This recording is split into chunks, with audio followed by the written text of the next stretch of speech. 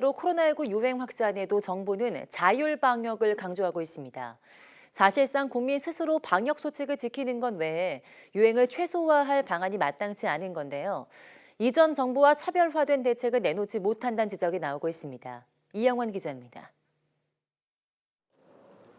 코로나19 재유행으로 환자가 급증하고 있지만 정부는 국민 스스로 기본 수칙을 지키는 자율 방역 외에 별다른 대책을 내놓지 못하고 있습니다.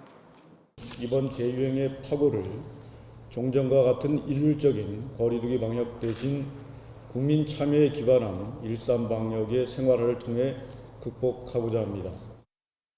국민 참여와 협조만 당부할 뿐 전 정부와 차별화 차원에서 언급해온 과학에 근거한 방역 대책은 보이지 않은 겁니다.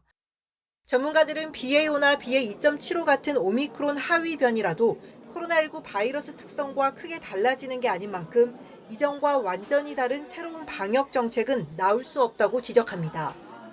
거리두기가 과학적이지 않다라고 얘기하는 거는 인정할 수는 없어요. 경제 상황이 어렵고 그다음에 손실보상이나 이런 부분들을 할 수가 없는 상황이라 이제 강제적인 거리두기 형태는 현재 동원하기가 매우 어렵다. 국민들한테 읍소해야 된다는 거거든요. 오미크론 유행 때부터 중심이 되어온 피해 최소화 전략이 여전히 유효하다며 고위험군 4차 접종률을 끌어올리고 치료제 처방을 적극적으로 하는 것이 지금으로선 최선이라고 강조했습니다.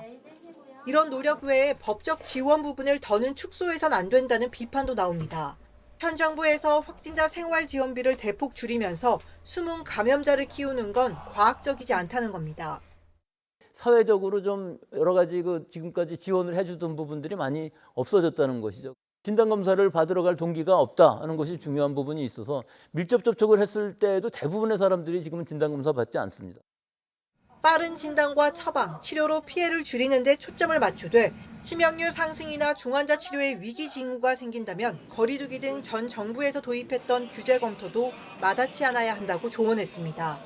YTN 이영훈입니다.